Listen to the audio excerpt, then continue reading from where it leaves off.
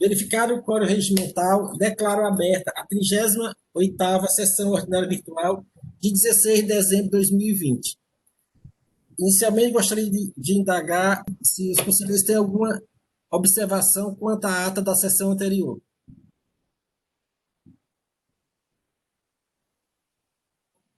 Não havendo, está aprovada a ata.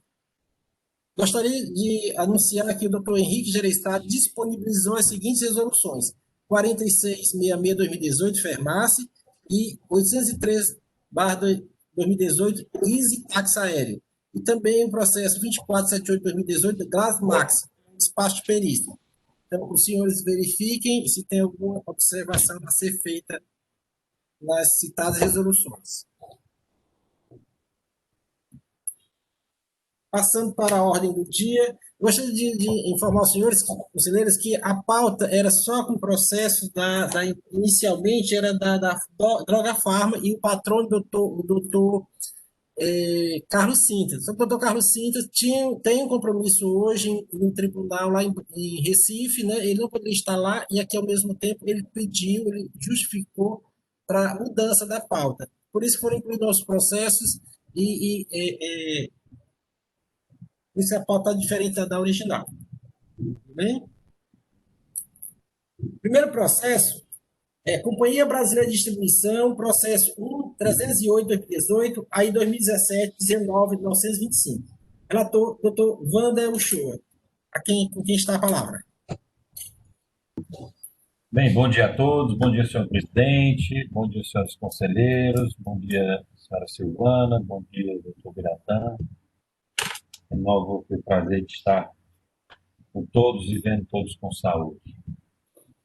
O nosso processo da Companhia Brasileira de Distribuição hoje trata da falta de recolhimento do ICMS referente a notas fiscais não seladas nos sistemas corporativos da Cefaz. No relato da infração, afirmou o agente autuante que houve falta de recolhimento do imposto no todo em parte, inclusive devido por substituição tributária, na forma e nos prazos regulamentares.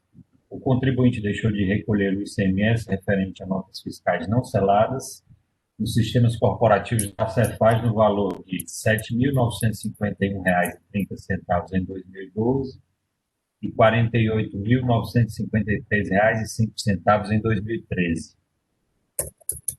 Apontou a infringência aos artigos 73 e 74 do Decreto 24.569 e impôs a penalidade preceituada no artigo 123, inciso 1, a linha C da Lei 2.670.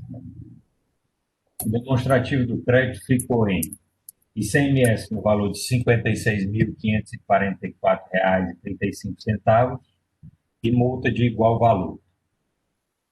Segundo as informações complementares, em cumprimento ao mandado de ação fiscal, foi realizada uma auditoria fiscal plena referente ao período de 2012 e 2013, junto ao contribuinte Companhia Brasileira de Distribuição.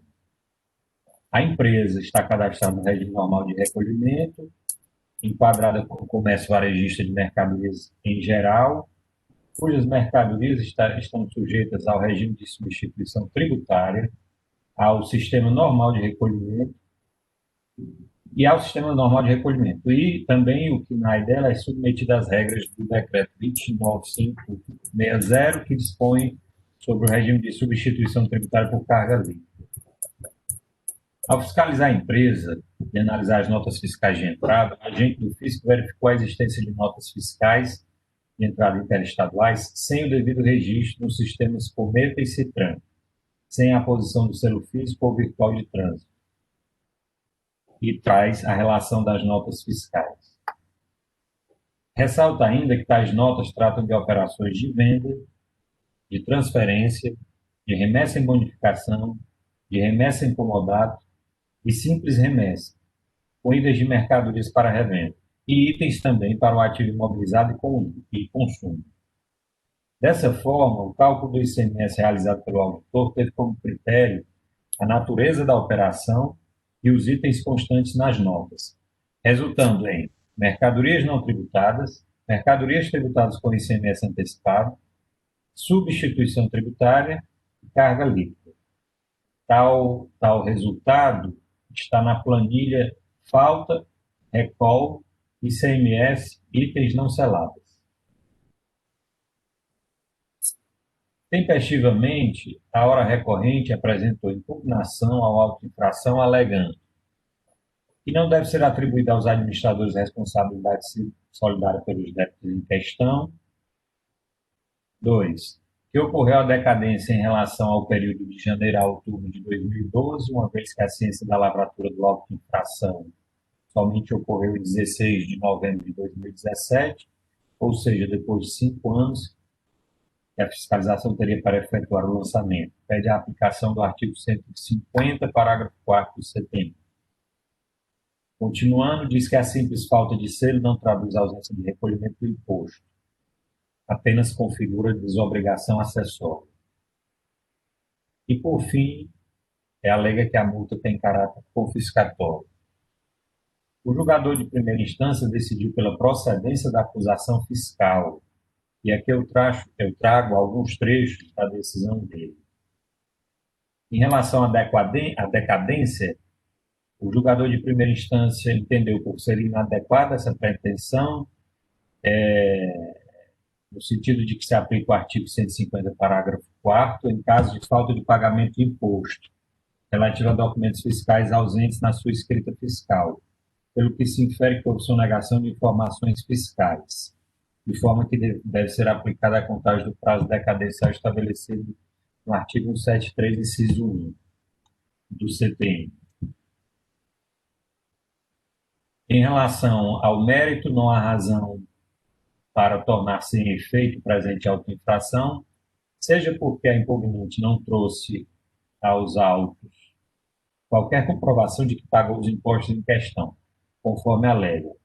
Nem se sustenta a tese de que a autuação se baseia em falta de selo fiscal, pois tal omissão serviu apenas como indício de que houve a falta de recolhimento. E aqui nós estamos diante de um auto de falta de recolhimento também. Quanto ao caráter confiscatório desproporcional da multa, não merece ser acatado. Discordando da decisão de primeira instância, a empresa apresentou, nos termos da nossa legislação processual, o respectivo recurso ordinário, alegando as mesmas razões constantes na impugnação. Só que ela acrescenta, ela acrescenta o pedido alternativo de anulação da decisão de primeira instância administrativa e retorno dos autos ao órgão APOR para apreciação da alegação quanto à ausência de regra que obrigue a aplicação de selo fiscal de trânsito, uma vez que as operações autuadas são de baixo valor econômico. E aqui é a alegação que ela traz, e já trazia também na impugnação, em relação ao artigo 129 da Lei 12.670. Então, em suma, os pedidos são os mesmos da impugnação, só acrescentando esse pedido de anulação da decisão de primeira instância. O processo é encaminhado para a célula de assessoria processual tributária, que, por sua vez, em seu parecer, manifesta-se pelo conhecimento do recurso ordinário para negar o provimento, a fim de confirmar a decisão de procedência exarada em primeira instância. O processo, então, vem a essa além da segunda Câmara para julgamento do recurso ordinário. É o relatório, senhor presidente. Fico aqui à disposição para algum esclarecimento adicional. Obrigado. Obrigado, doutor Wander. Com a palavra, o representante do PGE, doutor Biratã Andrade. Bom dia, senhor presidente, senhores conselheiros, doutora Silvana, senhores e senhoras. O parecer ele faz algumas referências aí à questão da decadência e ao mérito, né, propriamente dito. Então, em relação à questão da decadência, entende-se por afastar, haja vista que trata-se justamente, a falta de recolhimento tem como objeto justamente o não registro no Cometa e no CITRAN, ou seja, aí você tem uma omissão, né, que a partir daí você pôde detectar aí uma falta de recolhimento. Então, não há como aqui se cogitar de homologação, né? Porque um caso como esse, que você não registra uma documentação necessária a partir dessa ausência de registro, você constata a não recolhimento do imposto, é um caso, a meu ver, bastante patente de lançamento de ofício. Daí porque a aplicação do 1731, né? Tem um outro raciocínio aqui, empreendido pela empresa, de que, no caso, como se tratava de operações de pequeno valor, então operações de serviço, tem um dispositivo aí da lei, o artigo 129 da Lei 12.670, de que seria desnecessária a aplicação do selo fiscal. Todavia, a questão, embora a autuação tenha tido como mote, assim, tenha tido como princípio, né, investigativo justamente a não selagem ou não registro no CITRAN, Cometa, o fato é que está justamente buscando saber a questão do recolhimento do imposto. Então, assim, a meu ver, esse dispositivo aqui, se a parte tivesse autuada pelo descumprimento de obrigação acessória, propriamente dito, no caso, a não selagem, a gente poderia até se inserir nesse contexto aí de analisar até que ponto as operações estariam desobrigadas dessa selagem, ou não. Todavia, como bem destacou aqui no parecer, não é exatamente isso que se busca na presente atuação fiscal, daí porque nós entendemos que não deva se dar guarida a essa argumentação, esse pleito do contribuinte, né? Enfim, no mais, assim, não temos assim nada a acrescentar, porque basicamente são essas duas questões aqui que são, assim, em suma, né, em resumo, são as questões assim mais relevantes, pelo menos assim que eu pude perceber. Tem assim, também tem outras questões aqui, que é a questão da ilegitimidade passiva dos representantes legais da empresa, para figurar no polo passivo da presente atuação, e aí a gente aplica aquele nosso entendimento de que, na verdade, quem está sendo objeto da autuação fiscal são as pessoas jurídicas autuadas, e não seus representantes legais, que essa apuração é feita posteriormente na Procuradoria da Dívida Ativa. Seria mais esse aspecto aqui, me parece, a acrescentar. Então, por hora, são essas considerações, senhor presidente e senhores conselheiros. Obrigado, doutor Biratã. O processo está em discussão, senhores conselheiros. Wanda, com a palavra, depois doutor Alexandre Goiana. Senhor presidente, já prestando alguns esclarecimentos e também já fazendo realmente alguns comentários já em relação a voto, até porque são questões que a gente já discutiu, já debateu aqui na nossa Câmara. Em relação à decadência, aqui o auto de infração é por falta de recolhimento. Existe o outro, provavelmente há um outro auto de infração por conta dessa ação fiscal que trata da omissão, da selagem. Então, em relação à falta de recolhimento, existe aquela divergência em relação à aplicação do artigo 150, parágrafo 4º, né? Pode-se discutir, que efetivamente já discutimos bastante nesta Câmara. Em relação ao pedido de anulação da decisão de primeira instância, pela falta de análise do artigo 129, entendo eu até que é um pedido contraditório da própria parte, né?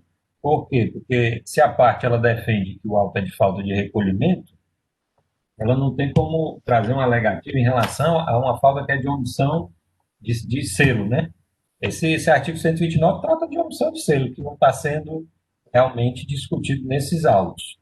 As notas não seladas é que foram objeto de autuação pela falta de recolhimento, mas nada há que se falar de infração pela omissão de selagem. Então, esse artigo 129, como trata só disso, creio que realmente não há prejuízo e não há que se falar em anulação de decisão de primeira instância.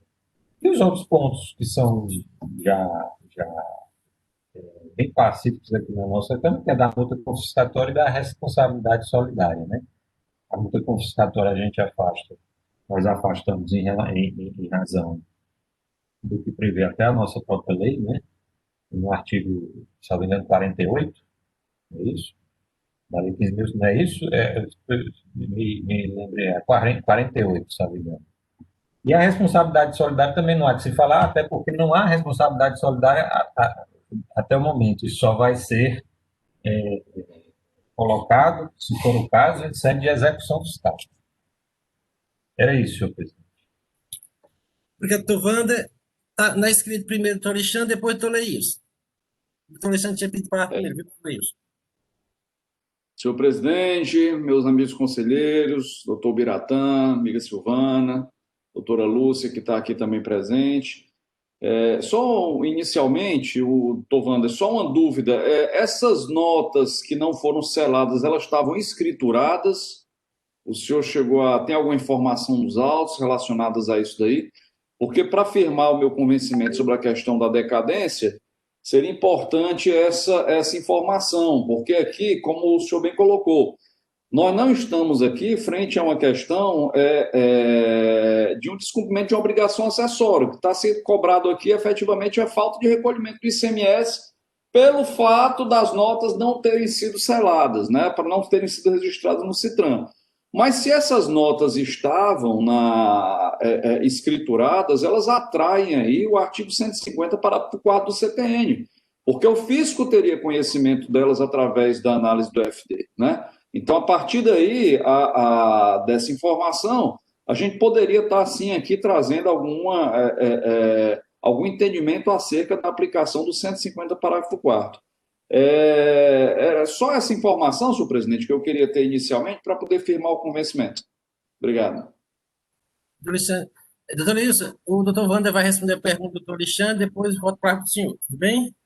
Veja, a gente pode até confirmar isso, viu, doutor Alexandre?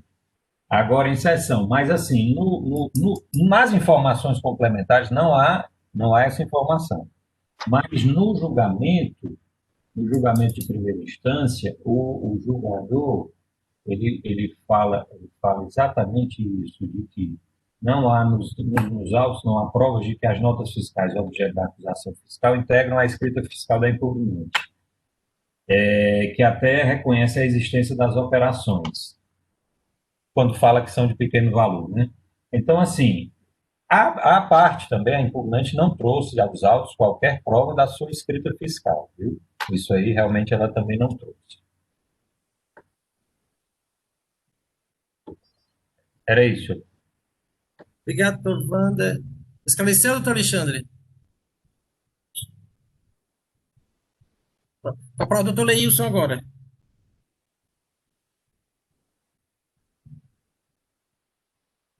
Presidente, na verdade, também essa era uma dúvida que eu tinha, e o doutor Alexandre, quando fez a pergunta, assim, mas eu estava lendo aqui, pelo que no parecer e também no julgamento, né, dá a entender que essas notas fiscais não tinham sido escrituradas lá na FD.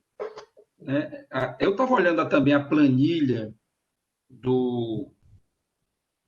pela fiscalização, e eu noto que na planilha ele não faz menção nenhuma a FD. Geralmente, quando você faz o cruzamento entre FD e as notas fiscais emitidas, notas fiscais em entrada, você coloca lá uma coluna que diz onde é da FD e tal. Eu não vejo aqui, pelo menos eu não estou conseguindo visualizar nada que diz respeito a de que essas notas fiscais elas estão escrituradas lá na FD. O que eu estou vendo aqui, e também era outro motivo de dúvidas minha, é o seguinte, é que nessa planilha você tem vários produtos, onde ele diz a forma de tributação, carga líquida, né, e antecipado. Me parece que aqui, pelo menos na planilha itens tributados, né, parece que ele juntou tudo aquilo que era antecipado em 2012 e também carga líquida e também acho que pauta, acho que tem um sumário tributado aí, juntou antecipado, carga líquida, pauta e também diferencial de alíquota, né? Tá tudo junto. Em 2013 também assim o fez. Então, assim, eu intuo que para ele estar cobrando dentre todos esses a forma de ICMS aqui que ele faz o cálculo, né? com as percentuais, quando é carga líquida, quando é carga bruta que tem pauta, né? Aliás, carga líquida que tem pauta, então ele coloca tudo isso, né? Diferencial de alíquota, etc., pauta, etc. Então, assim, dá a entender que essas notas fiscais não estavam escrituradas. Porque, assim, diferencial de alíquota, o contribuinte poderia ter lançado a débito lá no livro de apuração, lá em outros débitos, né? E ele está cobrando aqui também o diferencial de alíquota. Então, eu intuo que essas notas fiscais, realmente, elas não estão escrituradas lá na FD. Pelo que eu vi na planilha, pelo que está dito no julgamento, pelo que está dito no parecer. O que me chamou um pouco a atenção também foi nessas operações de simples remessa, que tem algumas em que está se cobrando o antecipado, porque geralmente na simples remessa, se bem que nas operações interestaduais aqui, que está cobrando antecipado de simples remessa, né? Aí, eu estava olhando aqui a legislação, foi quando você me passou a palavra, saber se é devido esse antecipado nas operações de simples remessa, essas operações interestaduais, se se o débito efetivo, a cobrança, digamos assim, efetiva, não somente se dá quando dá a circulação da mercadoria entrando no estado do Ceará. Né? Eu trago essa discussão aqui, eu vou fazer uma pesquisa, porque a gente tem na nossa legislação a abordagem das operações em simples remessas quando são os contribuintes inscritos nesse estado que fazem essas operações de simples remessa, né? E aqui nós temos algumas operações, são poucas, mas eu consigo identificar algumas que foram cobrados o ICMS antecipado, cuja descrição do CFOP está lá como simples remessa. Aí eu trago a discussão aos colegas nesse sentido. Que está cobrando assim, tem hora que ele cobra antecipado e tem hora que ele cobra o diferencial de alíquota. Está ok quando é diferencial de alíquota, porque pela descrição da mercadoria, você vê que seria, em tese, para uso e consumo, né? Mas tem hora que ele cobra também nessas operações de simples remessa o antecipado, tá? Então, é a discussão que eu trago analisando a planilha aqui da autuação fiscal.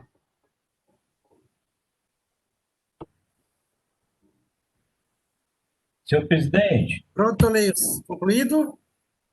Doutor Wander, a doutora Neide quer falar alguma coisa, depois eu volto para o senhor, tá certo? não, era só uma observação rápida quanto à planilha, que eu percebi, pode até interferir aí. Porque essa planilha que o fiscal fez, pelo que eu notei, ele não pegou, digamos, nota por nota, ele na realidade fez só por itens, não é isso? Ele pegou itens, ele pegou cada item e fez a tributação, por quê? Porque tem itens que são com tributações distintas. Era isso. Obrigado, doutor Wander. Doutora Neide. Bom dia, senhores. Inicialmente, eu também corroboro com o doutor Leilson a questão da não escrituração. Pela planilha, a gente tem essa certeza, não tanto pelo julgamento, mas pela própria planilha por onde foram tirados os dados. Porque se tivesse sido da FD, teria a coluna realmente indicando que os valores teriam sido obtidos da FD. Com relação a essa dúvida, doutor Leilson, do senhor, eu acho que se a gente for olhar o resumo da planilha, itens tributados, ele não cobra, se o senhor for lá, itens tributados, a tributação, não se referem às notas, antecipado, ele só cobra quando realmente é devido, não é de todos os produtos. Na primeira, itens tributados, foi isso que eu entendi. É tanto que quando a gente vai no sumário, tributado, ele tem lá os valores antecipado, somatório, carga líquida. Significa que em cada nota ele foi olhando a operação para cada nota. Pelo menos foi esse o entendimento que eu tive. Se você pegar a planilha itens tributado com a planilha sumário, ele não estaria tributando. Mas ele tributa nessa planilha aí, com operações de antecipados, cuja natureza da operação foi simples remessa, lá na planilha tem o valor do imposto, né? Não, de antecipado, o senhor encontrou alguma? Sim, olha, eu vou dizer qual é a linha. A linha 258, 259. A linha 181, tem? 181. 258, 259, 260. Então, analisando essa planilha, vai ver se lá que são simples remessa e ele colocou lá ICMS devido e o valor da multa, né? Então, assim, a única coisa que eu fiquei...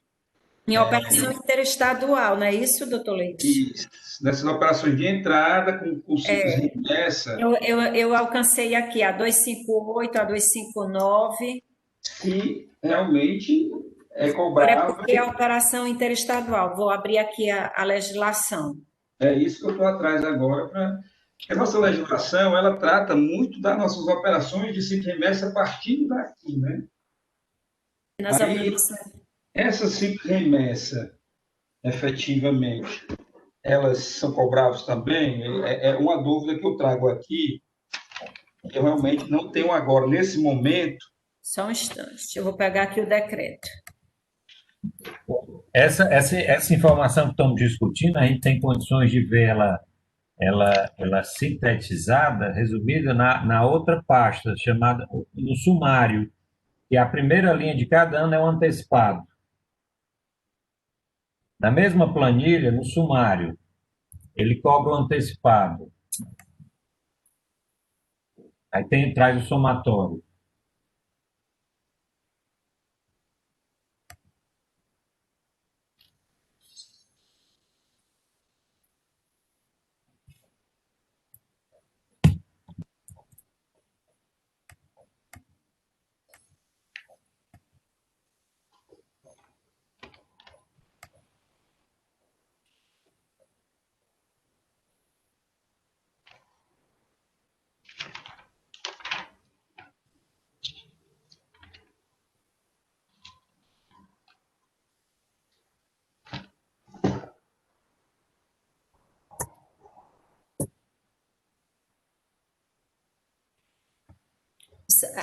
Doutor Leilson, o artigo 707. De fato, assim, na planilha, tem um destaque do imposto, tá? Que vem o destaque do imposto. Se tem um destaque do imposto, caberia aí um antecipado, diferencial de alíquota, etc., para cobrar assim. Então, a operação que vem interestadual, pela planilha, tem lá o destaque do imposto, né? 7%. Então, daria a entender que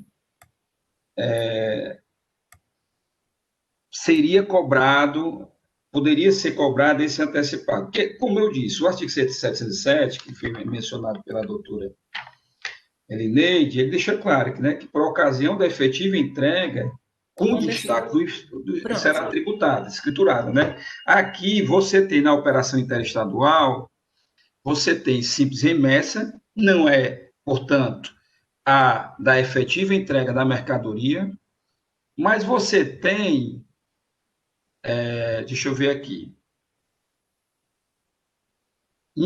não, nem simples remessa, não tem o destaque do imposto, não, estava olhando, era transferência. Ou seja, presidente, eu entendo que, nesse caso, essas operações aqui de simples remessa, não caberia a cobrança desse imposto. Porque está aqui, eu estou entendendo que a legislação tributária do Estado que originou essa operação, como a nossa aqui, quando daqui sai a mercadoria, efetivamente só cobra o imposto, aliás, só destaca o imposto na nota fiscal, e aí há uma incidência do tributo, a partir do momento em que há a emissão da nota fiscal, que vai acompanhar a mercadoria na efetiva entrega. Tá? Então, assim, eu estava olhando aqui, a simples remessa, acho que seria bom todos acompanharem na planilha, onde tiver antecipado simples remessa, que é originada de São Paulo, não existe o valor do ICMS destacado na nota fiscal. Ó, 258, 259, 661, são 4 casos aqui de simples remessa, não existe o imposto destacado na nota fiscal que vem de São Paulo. Vamos pegar outros exemplos. Onde tem simples, pronto, 306. A nota que tem o destaque não seria exatamente a de simples remessa, a de faturamento não teria. E na hora que fosse haver a circulação, tem o destaque. Por isso Mas é isso que eu estou dizendo, Elineide. Portanto, então o artigo 707 diz que há uma nota fiscal que é emitida por ocasião da efetiva entrega com destaque no imposto. Você está dizendo o seguinte, não, mas pode ser o caso de vendas para entregas futuras, né? Aí a simples remessa, vamos ler a legislação.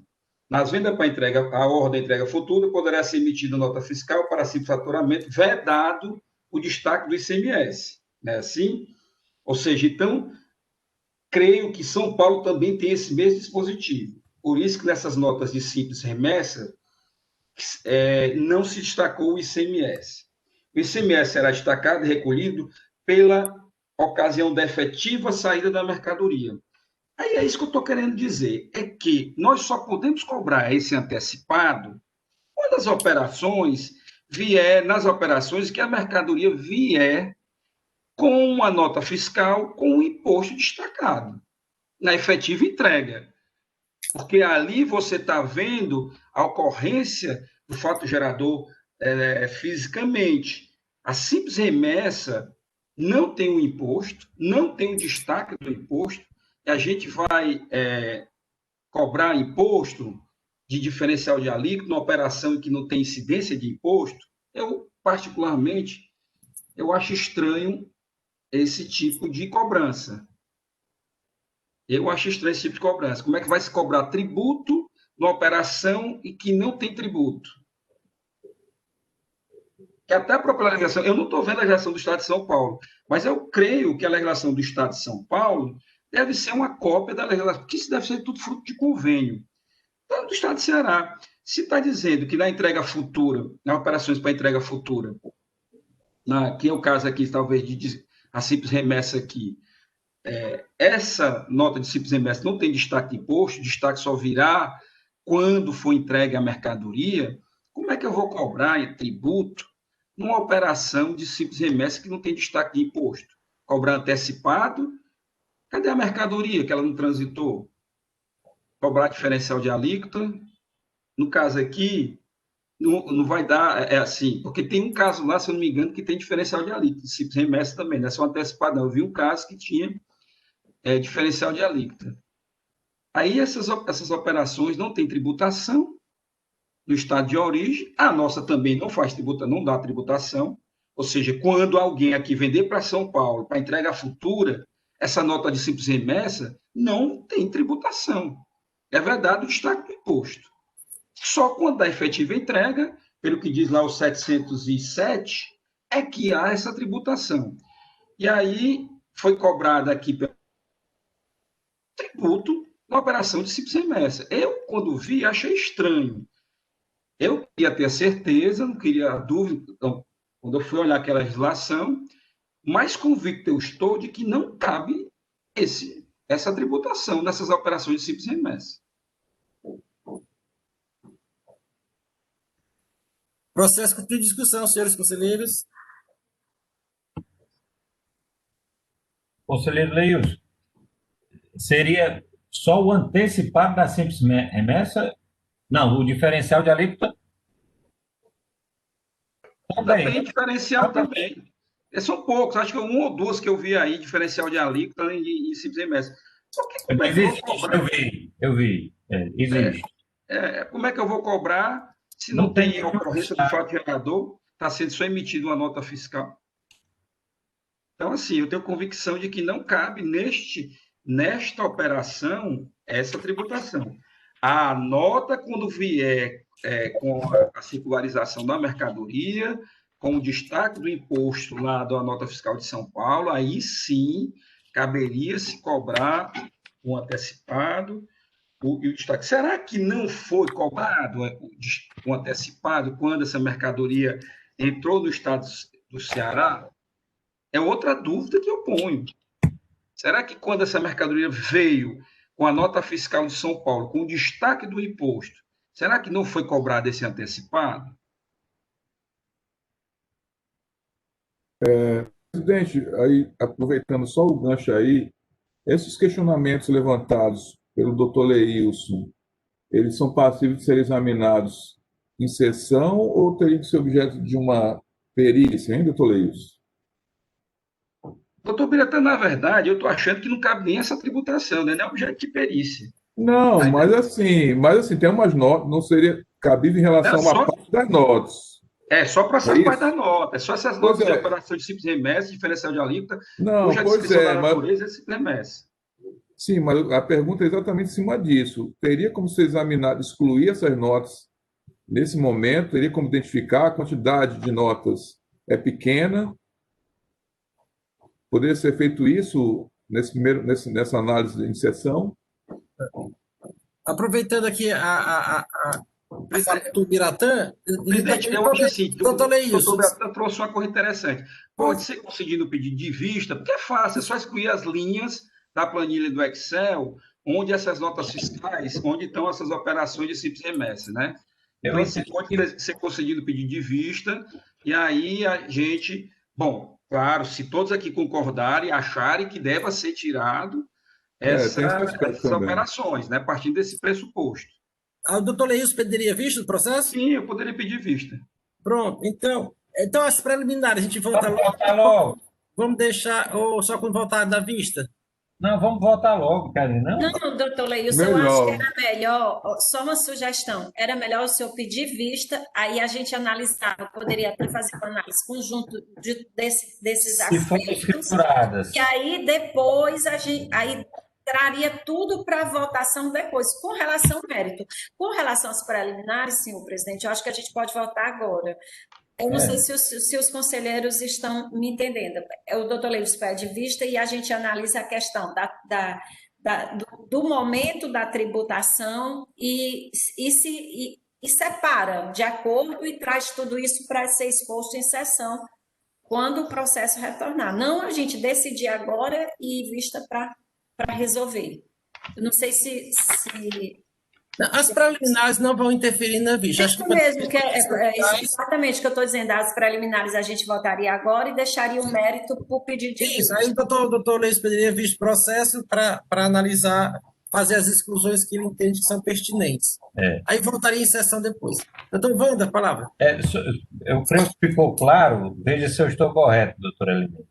Nós apreciaríamos as preliminares hoje e não adentraremos em nenhuma questão de mérito. Exatamente. E faríamos os estudos, as diferenças, e aí traríamos as duas situações. Tanto a questão de se cabe ou não, e uma vez decidido, já com o cálculo. Exatamente. Pronto, perfeito. É isso que eu entendo. Porque se tem essa dúvida Perfeito. das operações, a gente teria um tempo maior para olhar essas operações e se fosse o caso de entender, assim, traria as duas opções. Para quem entende tributo com imposto, estaria o valor, e para quem não entende. Pronto. Então vamos votar então. Com relação a questão da responsabilidade solidária, a decadência, o caráter confiscatório da multa e a anulação de decisão de primeira instância. São esses 4 pontos que são suscitados como preliminares. Não é isso, doutor Wanda? Isso. Então, com relação à responsabilidade solidária, como o senhor se manifesta? Afaste, senhor presidente. Afaste, até porque não há de se falar ainda em responsabilidade solidária, né? O débito está inscrito em nome da empresa. Isso só será analisado em sede de execução fiscal. Afaste. Doutora Gisileide? Com o relator, senhor presidente. Doutor Henrique? Acompanho o relator, senhor presidente. Doutora Elineide? Com o relator. Doutor Leilson? Relator. Doutor Alexandre? Acompanho o relator, senhor presidente. Então, a afastado lidado com a questão da imputação da responsabilidade solidária. Com relação à decadência, doutor Wander.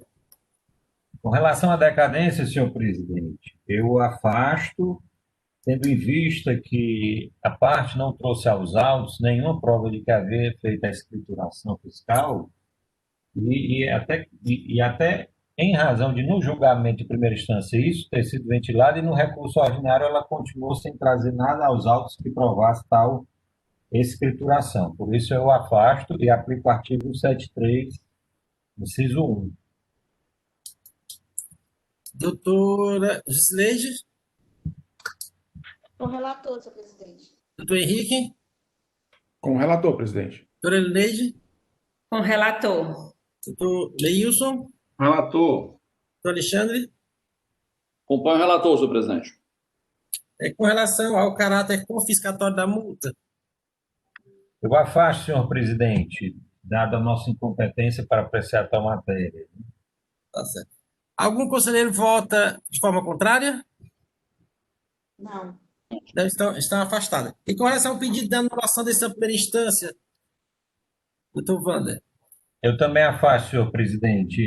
Não há nada que... A tese de anulação da decisão de primeira instância não se refere ao objeto do presente auto de infração. Trata de outra matéria. Eu afasto, senhor presidente. Doutora Cileide? Com o relator, senhor presidente. Doutor Henrique? Com o relator, presidente. Doutora Elineide? Com o relator. Doutor Leilson? Com o relator. Doutor Alexandre? Acompanho o voto do relator, senhor presidente. Então, votadas as preliminares e afastadas, no mérito, não vamos apreciar neste momento, tendo em vista o pedido de vista do doutor Leilson para averiguar as operações de simples remessa para se excluir ou não do levantamento fiscal. É isso, doutor Leilson? Então, está concedida a vista do doutor Leilson Oliveira Cunha. Dando seguimento à nossa ordem do dia, temos o processo da DIA, Indústria e Comércio de Embalagem Limitada, processo 1956-2018, aí 2017-2796. Doutor Alexandre Goiânia. Esse processo, com solicitação do doutor Alexandre, está sobrestado por este presidente. Obrigado, presidente. Vamos inverter só um pouquinho a pauta. Creio que o processo ser mais simples, a gente dá um intervalozinho às 10.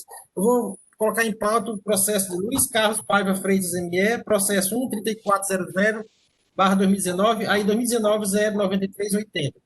Relator doutor Henrique José Leal de Lissati. Quem está a palavra? Bom dia, presidente. Bom dia, conselheiros. Bom dia, doutora Silvana. Bom dia, doutor Biratã.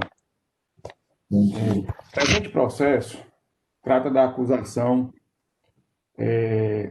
pelo contribuinte da não utilização do módulo fiscal eletrônico ou utilizado em desacordo com as especificações técnicas adotadas pela legislação pertinente. Segundo o relato do auto-infração, a empresa comprovou a aquisição, vinculação e ativação do módulo fiscal eletrônico após a data da ciência do termo de intimação, tendo o contribuinte infringido o artigo 1º da Instrução Normativa 10/2017 e artigos 2, 5, 8, 10, 13, 15 e 16 da Instrução Normativa 27/2016, com penalidade prevista no artigo 123, inciso 7, com a linha Q da Lei 12.670, alterado pela Lei 16.258/2017, resultando em multa no valor de R$ 6.391,08, seria o equivalente a 1.500 ofícios. Em sua impugnação, a defesa afirma que atendeu à intimação 2019-03885, uma vez que adquiriu o equipamento, procedeu sua vinculação e ativação dentro do prazo da referida intimação. E aqui ele alega que o prazo seria de 15 dias dessa intimação, mas o documento acostado ao processo, esse prazo só é de 5 dias, né? O julgador de primeira instância entende que o auto foi que embora a empresa tenha feito toda a vinculação e ativação desse equipamento, o fez em desacordo com a instrução normativa, né? E por isso julga o auto procedente. Esse processo, a empresa entra com recurso intempestivo, segundo a informação aqui da Assessoria Processual Tributária, alegando os mesmos fatos. E aqui, presidente, eu queria já trazer um questionamento com relação à nova redação dada pela Lei 15.614, no seu artigo 70, com relação à contagem dos prazos, né? A lei foi alterada em... Deixa eu ver aqui só um instante. No dia 27/7/2020, né, no seu artigo 70, diz o seguinte: a contagem dos prazos do processo administrativo tributário computar-se-á somente os dias úteis, excluindo o dia do início e incluindo o dia do vencimento. E refazendo a contagem desse prazo, a defesa, o recurso, na realidade, deixa de ser intempestivo, divergindo aqui do parecer da Assessoria Processual Tributária. E esse processo, basicamente, senhores, ele trata exatamente dessa ativação ou não. O contribuinte foi intimado no início da ação fiscal para poder apresentar esse equipamento efetivamente ativado, já em desacordo com o que dispõe a sua normativa, e o fez, comprou o equipamento, procedeu à ativação antes da lavratura do auto, né? Mas em desacordo com o que coloca a instrução normativa. E a nossa discussão, acho que vai girar em torno disso. Então, seria esse o breve relato do processo, senhor presidente, e estou à disposição para maiores esclarecimentos. Obrigado, doutor Henrique. E eu achando que ia ser simples, porque era recurso intempestivo.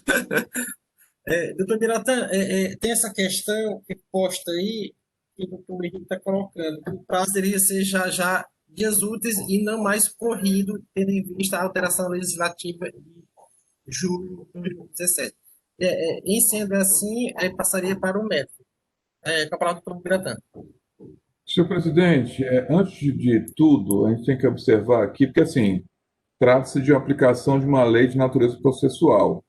Então, assim, a gente sabe que essa questão da aplicação da lei no tempo, ela segue determinados princípios. Assim, aí você tem que analisar a natureza da norma.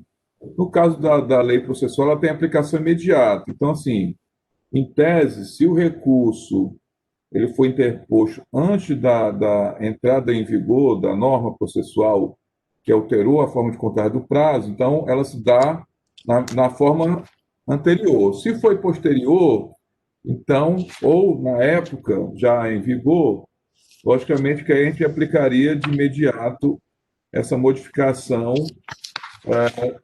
da contagem dias úteis, somente os considerados dias úteis.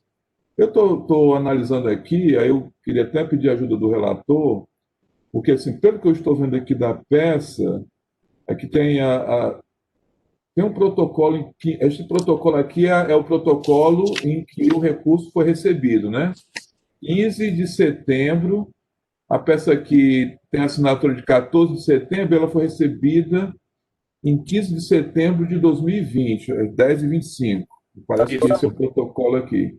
Então, assim, se a considerar esse protocolo, realmente, a protocolização ela ocorreu, né, pelo que eu estou vendo aqui, quando já estava em vigor aqui a lei, essa modificação legal, né, da nova contagem de prazo, que segundo, e aí eu estou me baseando na informação do relator, que essa modificação teria entrado em vigor no dia 27 de julho de 2020, é isso? A alteração... Tem que ver, porque muitas vezes as leis processuais, elas demoram um certo tempo para entrar em vigor. Não sei aqui no CONAT como foi a forma disposto na norma. Porque, por exemplo, o CPC, a sua introdução, ele demorou, teve aquele período, né, de adaptação as novas normas entrarem em vigor. Mas eu creio que essa questão do prazo deve ter sido de imediato, né? Então, assim, são só essas considerações que eu faço, cuidado, mas, assim, a considerar que já estava em vigor essa modificação legal e, uma vez caracterizado aí a tempestade, daríamos o recurso do contribuinte. Mas eu só coloco essa primeira questão aí para a gente analisar. Viu a data efetiva que entrou em vigor, a norma, com as alterações e a data do protocolo. Só a título de esclarecimento, senhores, quando essa lei foi aprovada, por proposta redação, houve uma mudança lá pela COTRE, a Coordenadoria de Tributação, e fez a remissão errada, mas tinha um prazo vacácio, né, se não me engano, de 90 dias. Só que esse prazo não saiu, foi feita uma remissão equivocada. E está em tramitação, foi feito um projeto de lei para alterar e vai ser convalidado esse período. Se o prazo foi que em tese estaria já valendo aliás, em tese não, a lei já é vigente e produzindo todos os efeitos, porque a gente pediu esse prazo para poder adaptar o nosso sistema SAPAT a essa nova realidade. Mas só que foi feita uma alteração lá, foi feita uma alteração e ficou prejudicada essa vacácio legis. Só a título de esclarecimento. Ou seja, foi criada uma vacácio, só que depois acabou ela entrando de efeito imediato? Não entendi. Isso. Assim. Foi porque tinha uma remissão, assim, com relação ao prazo que refere ao parágrafo tal, inciso tal, começa a contar a partir de tal data. Só que esta remissão não foi para esse inciso, foi para outro inciso que não tinha nada a ver. Então, não deu para aproveitar o texto legal. Acho que o doutor Leilson até acompanhou essa discussão. Foi o inciso 6º, senhor presidente, que nem existe no artigo, né? Pronto, eu estou deixando, deve estar nas leads aí tributárias, deve ter acompanhado essa questão. Exato. Aqui é o artigo 5º da lei que trata, né? Isso. Não fala do inciso 5, não, que alterou esse prazo.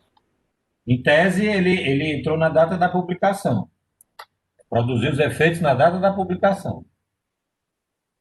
É porque o artigo 5º ele fala assim: esta lei entra em vigor na data de sua publicação, produzindo efeitos. Aí o inciso 1º, após 90 dias contados da data da publicação, relativo ao disposto no inciso 6º do artigo 2º. É isso que o doutor Alexandre está dizendo que não. Só que não existe. Não existe esse inciso. Um de cada vez. Aí o inciso 2 fala a partir de 16 de março de 2020, quanto ao que estabelece o artigo 3º, e o inciso 3 diz na data de sua publicação relativa às demais disposições, né? Isso. O artigo que fala do prazo, se eu não me engano, é o artigo 2º ou é o 3º? Deixa eu ver aqui. É o artigo 2º, inciso 5. Pronto. Ou seja, não a exceção seria em relação ao artigo 6º, inciso 2, que não foi sequer... Teve uma tecnia legislativa aí, doutor Biratã. Teve uma tecnia legislativa e colocaram um inciso que não existe na realidade, né? Isso. Então assim, considerando que essa publicação teve efeito imediato, né? A empresa foi intimada no dia 10 de agosto, né? Foi notificada da decisão de primeira instância, e o prazo, eu procedi aqui a contagem de dias úteis, iria até o dia 29 de setembro. E ela deu entrada aqui Doutor Henrique, qual foi a intimação, ao início da intimação, só para a gente... 10 de agosto de 2020. E aí eu contei os prazos aqui. Eu contei os prazos considerando os dias úteis, aqui tinha um feriado no meio, de 7 de setembro, e na minha contagem vai até o dia 22 de setembro. E ela deu entrada no dia 15, né?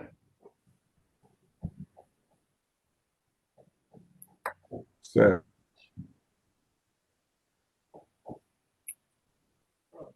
Assim, diante dessa contagem aí, já considerando a modificação legal aí da lei processual que alterou os prazos, a contagem de dias úteis, então receberíamos o recurso do contribuinte, né?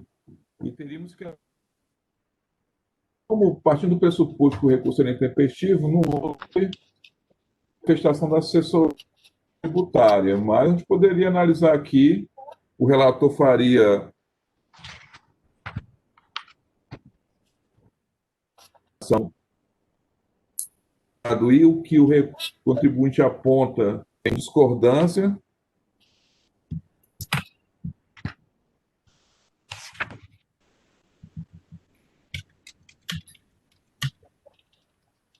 Tá ok, doutor Biratã. Doutor Henrique, então, Teve uma queda de superada conexão, a né? questão da tempestade, tá, caiu a conexão, doutor Biratã.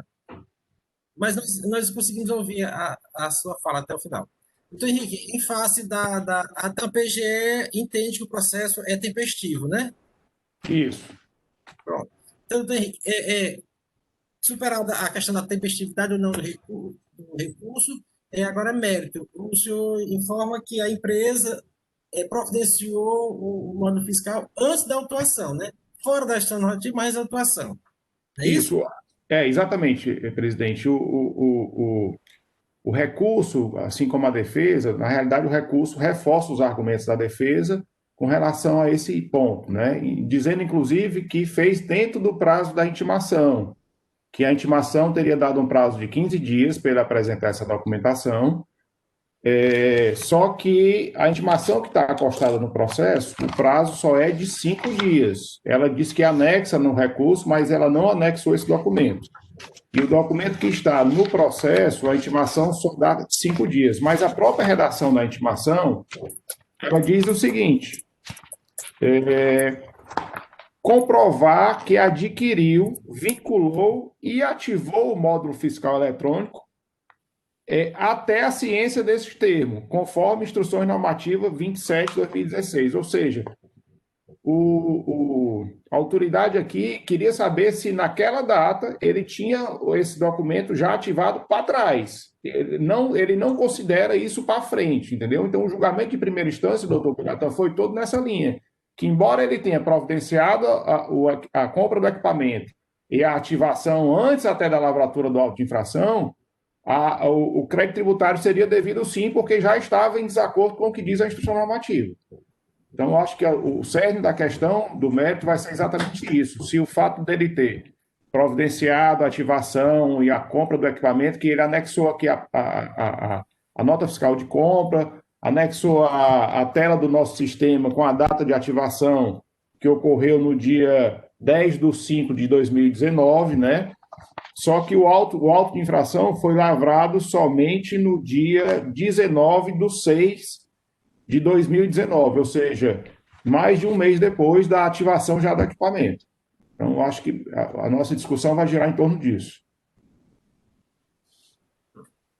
Então, processo da discussão, senhores.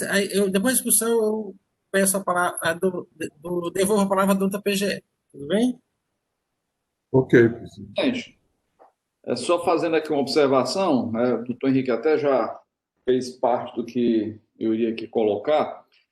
O que acontece? Realmente, o termo de início da fiscalização, ele deixa muito claro que duas coisas, né? Ele deixa muito claro que a comprovação que o fiscal pede é naquela data, né, do início da fiscalização, e para isso ele dá 5 dias para se cumprir o termo, não é para se cumprir a exigência legal. Tanto que ele cita as instruções normativas.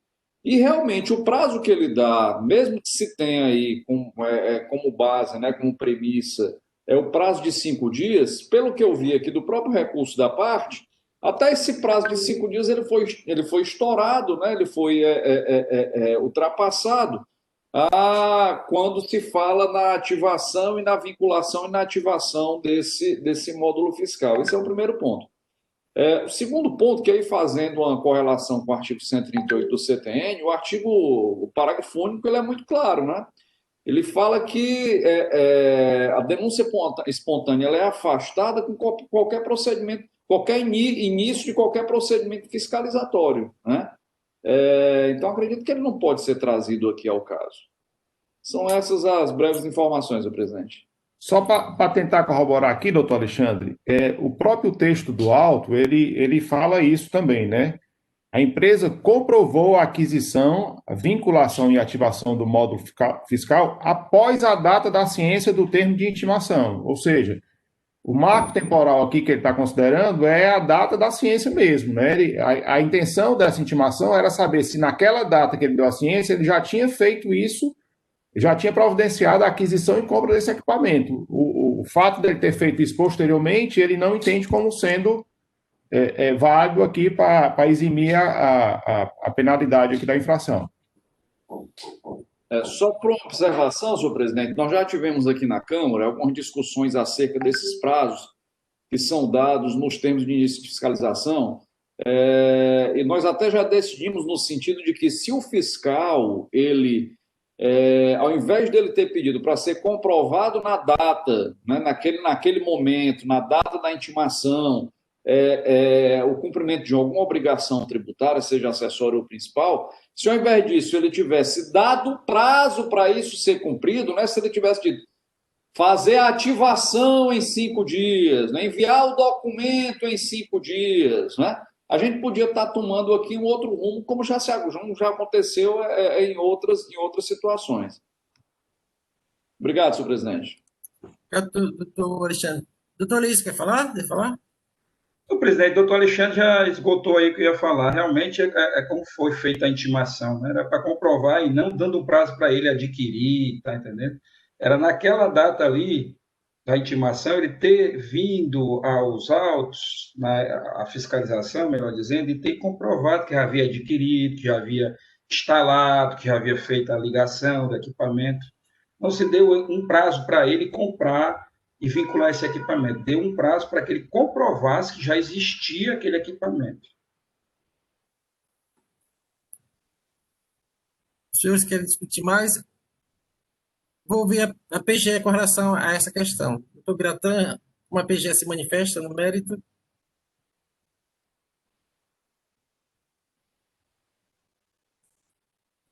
Está sem som, doutor Biratã. Desculpe, presidente. Presidente, inclusive eu tenho até um parecer acerca desse tema, porque eu sempre disse, e nesse parecer consta isso, que a espontaneidade, a questão, ela se dá pela regra. Não obstante a legislação, o Estado, cada ente pode criar suas regras próprias, específicas, mas você não pode exigir do ente tributante, da fazenda, uma espontaneidade, ou seja, ela se dá antes de qualquer início, de qualquer atividade do contribuinte. Aí, realmente, a natureza da espontaneidade. O nome diz, espontaneidade se dá, o próprio contribuinte procura antes de qualquer procedimento. Se eu iniciou-se um procedimento do fiscal, eu tento regularizar, isso aí não é espontaneidade, né? Eu estou tentando regularizar algo que já depois de um procedimento instaurado. No caso aqui, como bem esclareceu o doutor Alexandre Goiana, né, e aí até poderia, né, em tese, o termo de intimação dar um prazo, que eu acho que tecnicamente não é o muito correto, mas até se assim fosse, a autoridade administrativa estaria, então, abrindo essa exceção ao próprio CTN, né, que aí seria a própria autoridade administrativa que estaria abrindo essa oportunidade, mas, assim, o termo de intimação é muito claro, o auto de infração é muito claro, então, assim, nada a acrescentar, senhor presidente. Ou seja, mantendo aí a procedência, tendo em vista que a regularização se deu já após independente da infração ter sido lavrada depois. Isso aí realmente não tem importância nesse caso. Então, pela confirmação da autuação fiscal. Obrigado, Biratã. Doutor Henrique, tem alguma preliminar nulidade? Só mérito mesmo, né? Não, presidente, só mérito. Então, os senhores já estão aptos a votar o processo? Como vota o doutor Henrique? Presidente, nesse caso aqui, eu entendo por receber o recurso ordinário, né? Negar de provimento e confirmar a decisão condenatória singular, conforme as discussões e a manifestação da Procuradoria-Geral do Estado. Doutora Elineide? Com o relator. Doutor Leilson? O relator. Doutor Alexandre, Voto com o relator, senhor presidente. doutor Wanda, Acompanho o relator, senhor presidente. doutora Jusileide. Sem áudio, doutora Jusileide. Com relator, senhor presidente. Obrigado, doutora Jusileide. Então, por votação unânime, a Câmara conhece do recurso porque é tempestivo, né, mas nega o provimento para confirmar a decisão condenatória da instância, conforme a manifestação verbal do representante da PGE. Esta é a decisão. Senhores, vamos dar um intervalo de 10 minutos, às 10h05 retornamos. Tudo bem?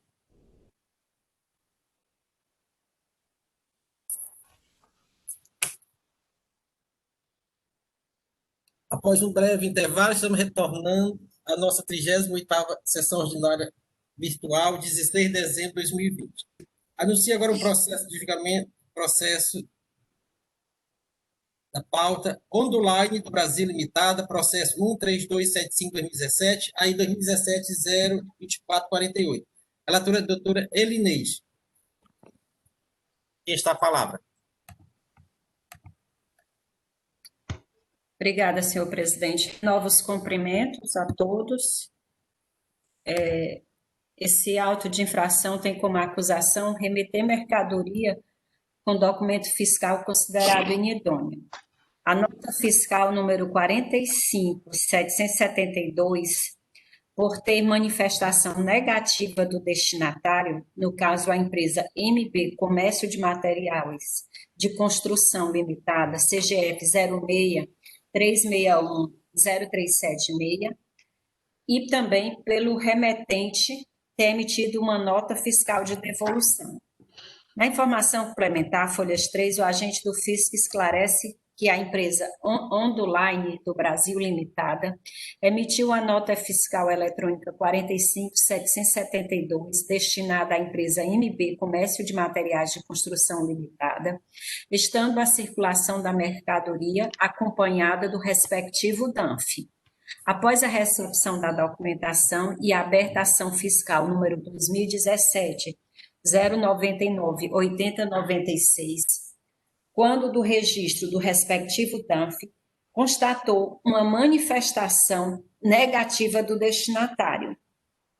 Em consulta ao sistema corporativo NF-Corp, verificou a emissão da nota fiscal de número 45.816, nota essa emitida pela Onduline, dando entrada referente à devolução da nota fiscal número 45.772.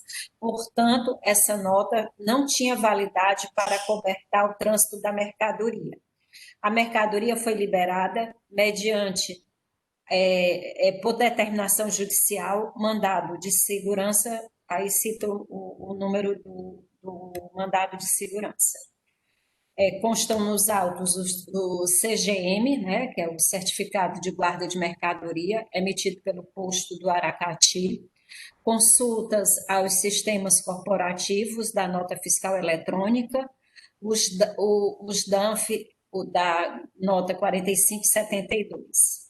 O contribuinte vem aos autos e apresenta a defesa argumentando a seguinte tese: a impugnante é uma empresa privada, fabricante de telhas e acessórios, que a empresa MB Materiais de Construção Limitada adquiriu os produtos descritos na nota fiscal eletrônica 45.775, cujas informações foram validadas e autorizadas no site da nota fiscal eletrônica da Secretaria da Fazenda. Após o cumprimento das obrigações acessórias necessárias, a impugnante determinou a entrega dos produtos por meio de transportadora de sua confiança. Durante o transporte das mercadorias, o destinatário recusou seu recebimento, antes mesmo da chegada das mercadorias. A impugnante foi autuada sem a constatação de nenhum indício de sonegação. As notas fiscais eletrônicas foram devidamente validadas e autorizadas no site do governo, não tendo sido denegadas. A impugnante agiu de boa fé e que o autuante deveria ter emitido uma nota fiscal avulsa para acompanhar a mercadoria. e finaliza requerendo a improcedência da autuação. O julgador monocrático decide pela parcial procedência do lançamento somente em virtude da redução da multa decorrente de alteração superveniente, mudança na legislação.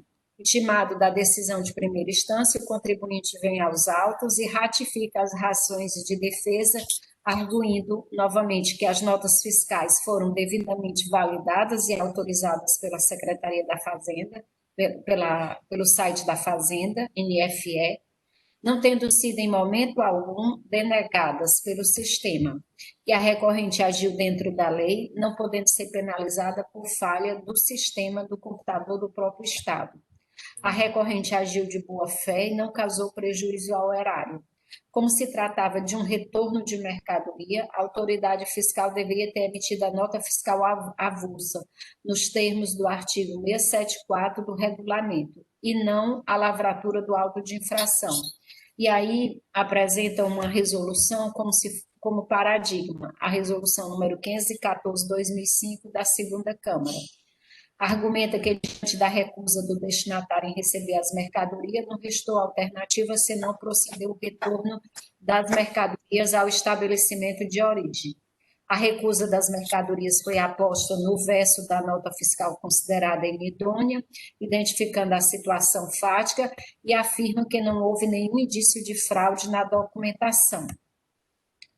E finaliza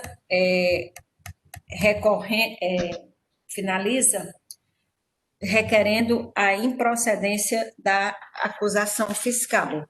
O parecer da célula de assessoria processual tributária é no sentido de manter a decisão de parcial procedência do julgamento de primeira instância.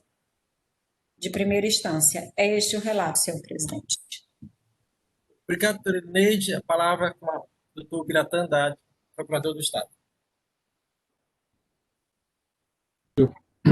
Senhor presidente, conselheiros, assim, eu analisando aqui as questões, eu fiquei com algumas dúvidas, confesso que assim, aqui a autuação no trânsito, né? Me corrija aí a relatoria aí se eu estiver equivocado, mas assim, tudo depende muito da questão do tempo, do momento, né?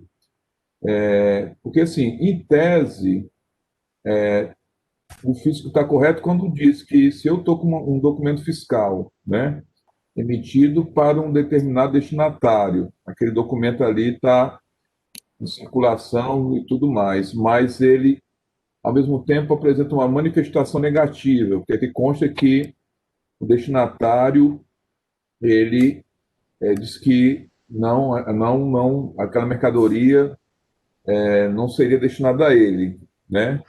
E aí surge uma série de dúvidas, porque tudo é questão do tempo, do momento, né? Que a gente tá, faz tempo que não vinha assim, a autuação do trânsito, porque sempre foi motivo para polêmica, justamente para a gente tentar obter a verdade dos fatos. Então, assim, o que eu estou colocando isso?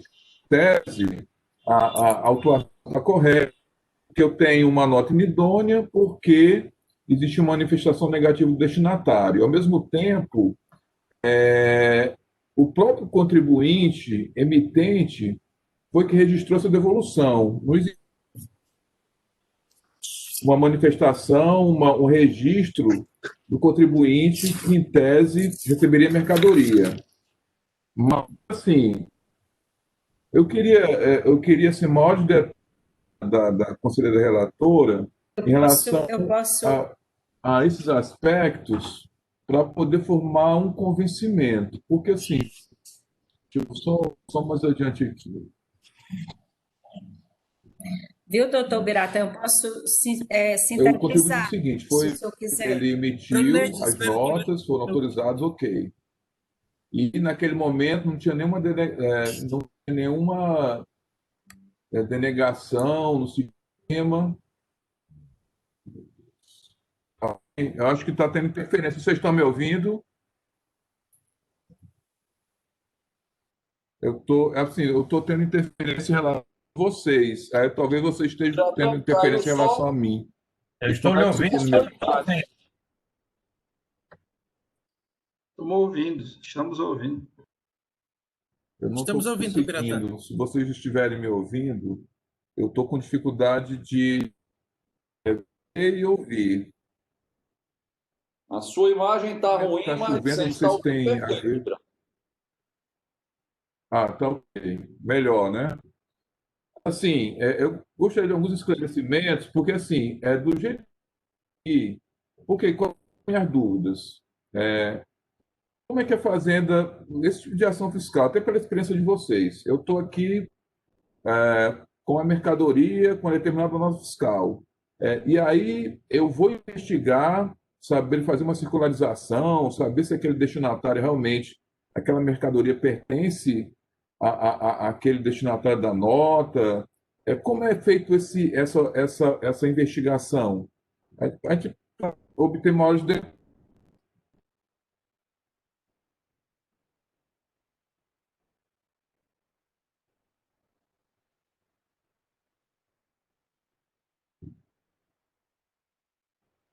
Doutor Franzé, posso explicar? Pronto. O doutor Biratã fez o questionamento, Elineide, explique como ocorreu a operação e tente explicar a pergunta, a indagação do doutor. Pronto, doutor Biratã. A mercadoria vinha com a nota fiscal 45772. Na hora que chegou no posto fiscal, na hora de fazer a selagem, quando ele entra no sistema da nota eletrônica, ele percebeu que tinha uma manifestação do adquirente, da mercadoria. E essa manifestação era no sentido de não receber essa mercadoria.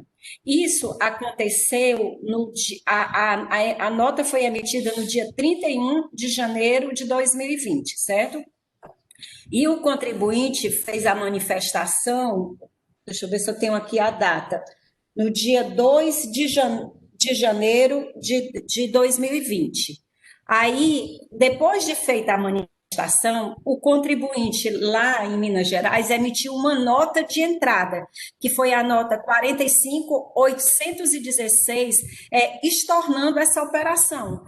Só que a mercadoria estava em trânsito, eu acho que isso foi meio que de forma automática.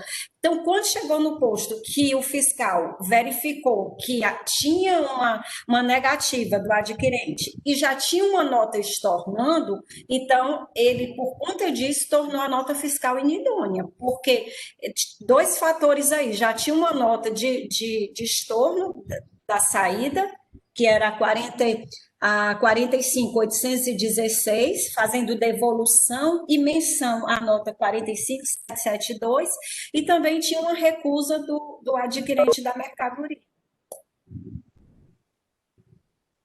Esses dois fatores foram decisivos, aí ele tornou a nota fiscal inidônea. Embora no recurso dele, ele afirma que era no retorno da mercadoria, mas não era quando da entrada, era quando da primeira passagem no posto fiscal. Então, assim, só recapitulando aqui essas datas, no caso, assim, houve aqui uma recusa do contribuinte em 2 de janeiro. É isso que eu estou procurando a data correta. E assim, e muito tempo depois, 31 de janeiro, essa mercadoria estava circulando? Não, doutor Biratã. A nota foi emitida no dia 31 de janeiro, certo? Pronto. Deixa eu pegar aqui as datas corretas, que eu coloquei tudo aqui. Só um instante. A nota fiscal foi emitida no dia 31 de janeiro de 2020, certo? A nota fiscal de estorno foi emitida no dia 6 de fevereiro de 2020, certo? Ela passou no posto no dia 11 de fevereiro de 2020. E era a primeira passagem dela no posto. Então, e a data da recusa dela foi no dia 2 de fevereiro de 2020. Eu só não estou com... Pronto. Não, assim, essas datas aqui, para mim, são fundamentais. Porque, assim, por isso que eu sempre coloco que essa questão do trânsito, a gente tem que se ater às datas. Certo. para ver até que ponto as argumentações, as alegações do contribuinte fazem sentido ou não. Porque a partir do momento que eu tenho, por exemplo, a nota foi emitida em 31 de janeiro, mas já em 6 de fevereiro, essa transação aí, ou não sei por qual motivo, essa recusa já estava registrada. E em 11 de fevereiro, já vários dias depois, a mercadoria estava em trânsito ainda indo, né? Não era nem retornando. Então, assim, isso para mim já configura aí, fica mais clara a infração. Por isso que eu gosto de ter esses detalhes assim, em relação à data, porque a atuação do trânsito, para mim, isso é fundamental, essas datas.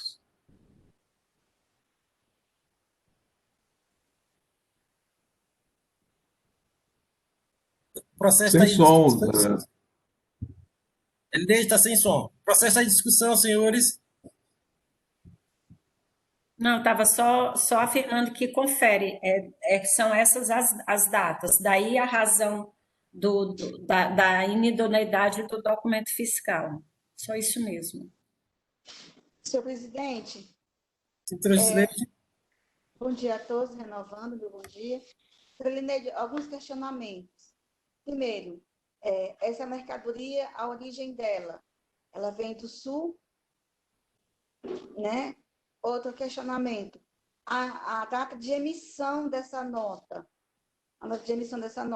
porque ela poderia já ter sido emitida e está na transportadora, e a transportadora está juntando com os outros pedidos, está circulando com essa mercadoria. Isso pode ocorrer? Porque pode acontecer dessa situação. A mercadoria vem de longe, né? Vem de fora, vem do sul, geralmente passa 5, 6 dias para que elas cheguem até o seu destino, e a data da emissão da nota fiscal da saída dessa nota, para saber se estava em trânsito já essa mercadoria, ou se de fato ela foi, digamos assim, denegada antes da saída dela da transportadora. Fica esse o meu questionamento. Primeiro, a nota não foi denegada. As duas notas foram autorizadas e estão assim, não tinha denegação do site, certo? Segundo, a primeira nota, a nota 45772, quando foi emitida, ela foi emitida no dia 31 de janeiro de 2020. Quando ela passou no posto, foi no dia... Deixa eu pegar novamente, porque eu esqueço. 7 de fevereiro?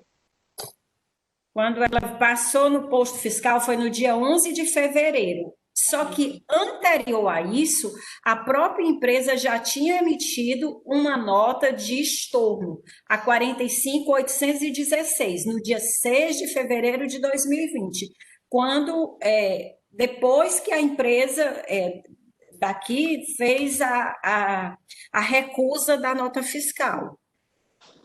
E a mercadoria, sim, estava em trânsito, devia estar em trânsito, porque passou nesse período. Está em trânsito. Teria que ser um comunicado para a transportadora, porque informando que essa mercadoria não estaria, teria que voltar, teria que retornar. Quer dizer, foi feita uma emissão de nota fiscal de retorno, sendo que a mercadoria estava em trânsito. É esse o entendimento? Dos autos depreende-se isso mesmo, que ele emitiu a nota de retorno da mercadoria, só que quem estava acompanhando a mercadoria era a primeira nota, 45772. E um detalhe, a mercadoria não estava saindo, estava entrando. Esclarecido, obrigada. Lineide. O processo está em discussão, senhores. Pronto. Ou seja, quando o auto de infração foi, quando a apreensão da mercadoria foi feito, já existia nota de devolução, mas a transportadora não tinha notícia dessa nota de devolução e estava entrando no estado, né? Não estava retornando com a mercadoria, não é isso? A mercadoria estava entrando no estado. Não teria... Eu gostaria só de chamar a atenção que não se pode chamar essa nota fiscal de devolução. Devolução parte do contribuinte aqui.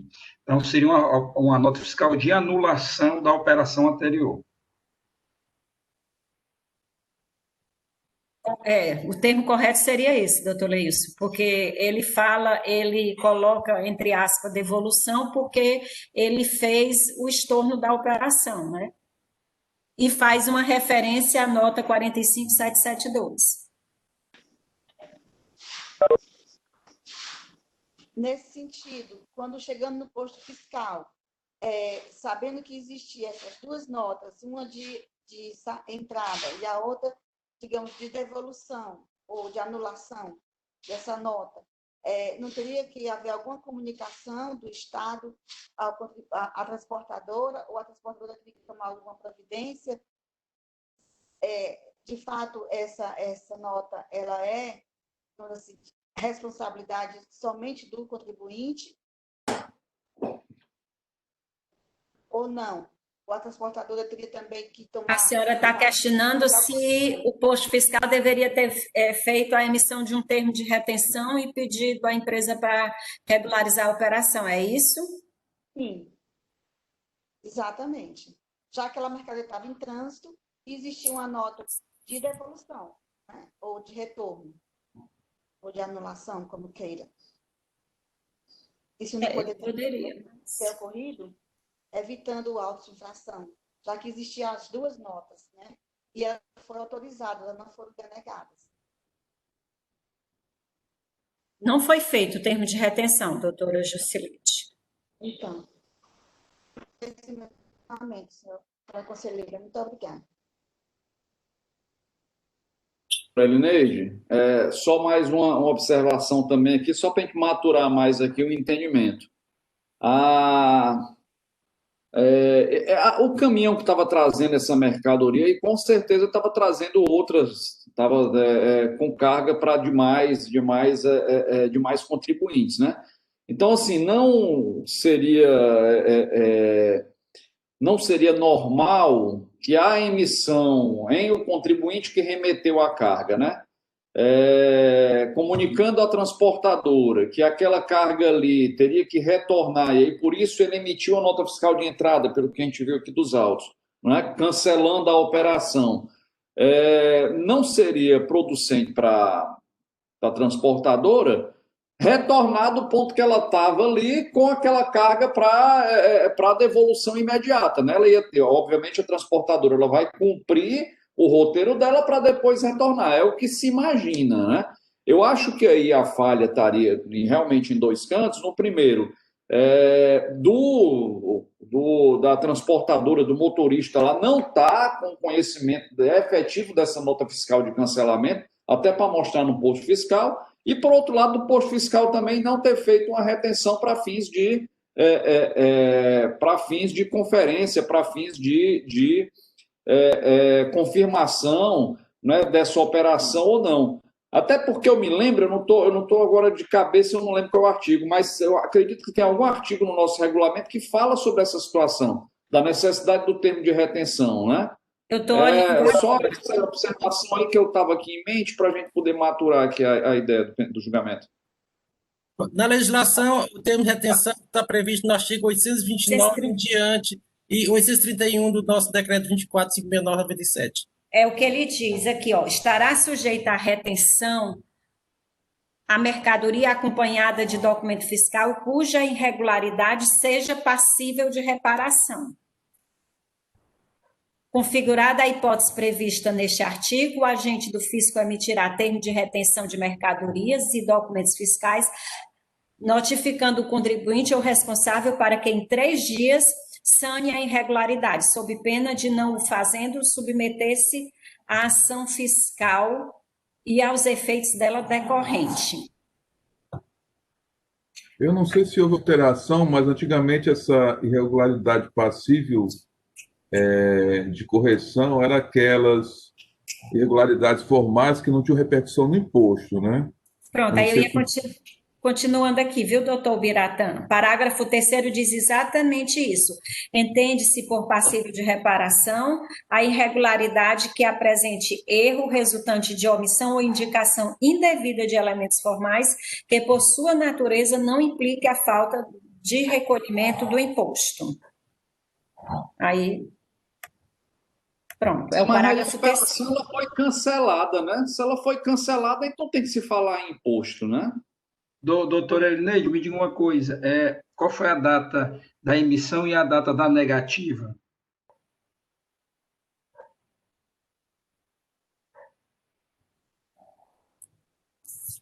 Doutor Leilson, a emissão da nota... Foi 31 de janeiro.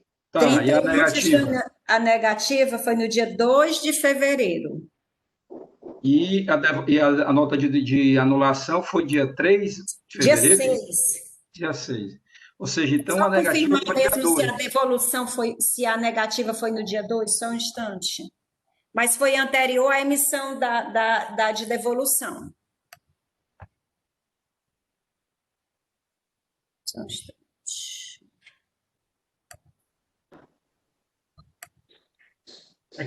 Eu faço essa pergunta, porque se houve essa negativa, essa mercadoria não teria que ter sido transportada, né? A empresa lá, a emissora, a emitente, ela deveria pagar, sei lá, o frete, aí o acordo entre ela e a transportadora não nos diz respeito. Mas ela não poderia ter sido transportada. Se ela foi transportada até determinado ponto, deveria ter algum ajuste aí nessa transação entre o emitente e a transportadora para trazer essa mercadoria de volta. Né? Foi posterior, exatamente, foi posterior à saída. A negativa. No dia 3. É isso que eu estava dizendo, sabe, Leilson? Se eu estou com um caminhão com outras cargas de outros contribuintes, o caminhão está em deslocamento, e a negativa ela se deu dentro desse período aí, assim, imaginando a logística de uma empresa, de uma transportadora, que aqui com certeza não era transporte próprio, né? Não tem como, cara, simplesmente parar ali, entregar a carga em algum canto ou voltar com essa carga, porque ele tem uma rota a seguir, né? Então, assim, se a negativa ela foi efetuada no meio do transporte, isso pode acontecer, um cancelamento de uma compra, alguma coisa do tipo. Eu até digo isso porque aconteceu comigo também, né? Então, assim, eu acho que o mais prudente aí era a gente examinar se a nota fiscal de entrada, né, ela foi emitida durante esse período também, entendeu? E se ela foi emitida antes do posto de chegar aqui no posto fiscal, né, e o próprio agente fiscal aqui averigou isso, porque até na informação fiscal ele diz: prosseguindo investigação no sistema fiscal, encontramos a emissão da nota fiscal de entrada, fazendo a entrada de devolução da nota fiscal tal. Então, o agente fiscal sabia que aquela operação ali ela havia sido cancelada, né? Então, assim, seria prudente ele fazer o termo de retenção, nesse caso, para investigar mais ainda, para ver essa possibilidade do retorno ou não, da possibilidade do contribuinte emitir uma nota fiscal avulsa ou não, né? Porque aqui não teria prejuízo no imposto. Se efetivamente eu tenho as 3 pontas, eu tenho a nota fiscal de saída, eu tenho a negativa e eu tenho uma nota fiscal de entrada, né? Se eu não tivesse a nota fiscal de entrada, eu ficava calado. Mas eu tenho uma nota fiscal de entrada emitida pelo contribuinte, né? O problema que eu vejo é o seguinte: se fosse emitido esse termo de retenção, quem seria o responsável para resgatar essa mercadoria? Porque o contribuinte aqui diz que, olha, não comprei, porque é negativo, não se sabe qual é o motivo. Pode ter dito que eu não comprei. Estou utilizando meu CGF e eu não quero saber dessa mercadoria, não comprei. Ou então, não, eu comprei, mas as especificações, depois que foi emitida a nota, não eram aquelas mercadorias que eu queria, ou o valor dos preços não foi ajustado, ou seja, qualquer outro motivo para negar, né? Bom, eu tenho um contribuinte aqui que diz que não quer essa mercadoria, por qualquer que seja o motivo.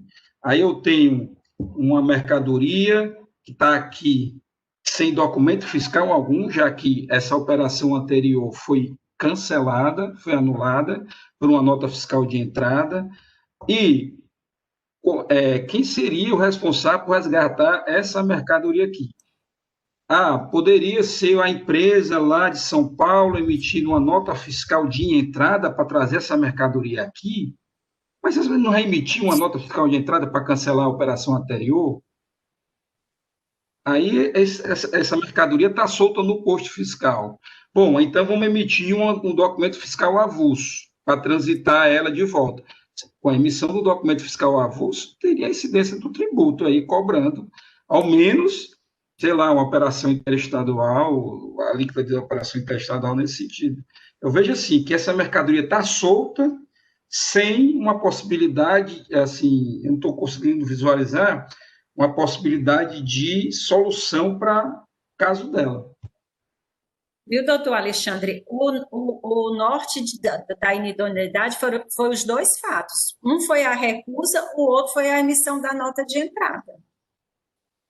Então, a nota que vem acompanhando já tinha essas duas, digamos assim, agravantes ou condições que ela não poderia mais estar circulando. Não poderia entrar no Estado com essa mercadoria. Pelo que eu estou vendo aqui, o procedimento fiscalizatório, ele foi aberto em... Deixa eu ver aqui. Tem uma data aqui, peraí, só um instante. Olha aí o procedimento fiscalizatório, a data. Só um instante aqui. Eu ia abrir... Estou lá em termos formais, alguma coisa nesse sentido. Eu separei isso. Dia... Aqui é o CGM, dia 9, dia 13. Não foi? Foi dia 9, mas... E a lavratura foi no dia 13. O CGM está aqui dia 13, não é isso? Ou seja, então, nós temos uma nota que foi emitida no dia 31, temos uma negativa do contribuinte que adquiriu no dia 2 de fevereiro, temos uma nota fiscal de entrada cancelando anterior, acho que dia 6 de fevereiro. Dia 6 de fevereiro. Essa mercadoria, ela foi transportada do dia 6, digamos assim, da nota que foi cancelada até o dia 13.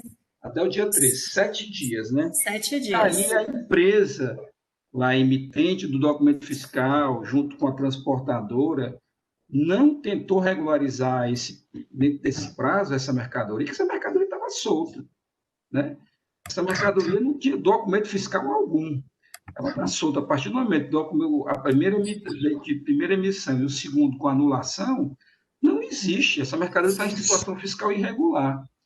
Né? Não é nem pelo fato dela ser inidônea, né? Ela está em situação fiscal irregular.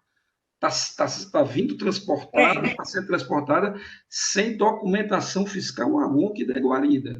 Bom, se está nessa situação, mercadoria em situação fiscal irregular, aí incide essa autuação, né? Ela está sem Presidente, eu vou me manifestar conclusivamente. Eu ouvi aqui atentamente debates, me permita, que assim, eu levantei uma série de dúvidas, questionamentos. Realmente a matéria fiscalização em trânsitos é comum a gente ter essas dúvidas, a questão das datas, e a gente até analisa até que ponto realmente houve a intenção ou não do contribuinte, embora a gente saiba que as normas tributárias elas não tenham assim, não dão esse alcance à questão da intenção, mas sim, a gente sempre procura verificar até que ponto realmente houve ou não má fé, esse tipo de situação, porque no trânsito é muito comum a gente analisar esses aspectos. De qualquer forma, eu vou me ater aqui de uma forma até objetiva e até da forma como recentemente aqui se manifestou o doutor Leilson, porque, assim, objetivamente falando, nós temos uma situação em que a mercadoria, na data em que foi abordada, ela realmente estava em uma situação irregular, né? E aí a gente pode até analisar sobre o aspecto da logística, da transportadora, que realmente isso é possível acontecer, de repente ela estava com outras mercadorias, outras notas fiscais, outras empresas, mas assim, a gente não pode fugir, falando de forma bem objetiva, da intenção em si, da situação irregular em que aquela mercadoria se encontrava no momento em que foi abordada pelo fisco. E aí, essa questão contratual ou logística da transportadora em relação ao contribuinte não pode se sobrepor, tá, à infração que foi detectada naquela oportunidade. Então, assim, de forma conclusiva, achei muito oportuno, bem a doutora Elineide pôde, assim, elucidar bastante coisa, e os debates foram bastante profícuos, mas, assim, diante do que foi aqui discutido, eu mantenho, então, a procedência da autuação fiscal, por esses fundamentos, senhor presidente. Senhor presidente, Obrigado, Natan. eu continuo com dúvida aqui sobre esse processo e eu queria pedir vistas do processo, senhor presidente. Tudo bem, doutor Alexandre. Então, em face do seu pedido de vista e querendo esclarecer os fatos, concedido de vista, doutor Alexandre Goiana. Obrigado. Bom, senhores, a sessão de hoje já está encerrada, cumprimos toda a nossa pauta. Estamos abertos para assuntos gerais. Amanhã são 4 processos de uma mesma empresa, né? KSB, isso, doutor. E sexta também. E sexta também, né? Sexta é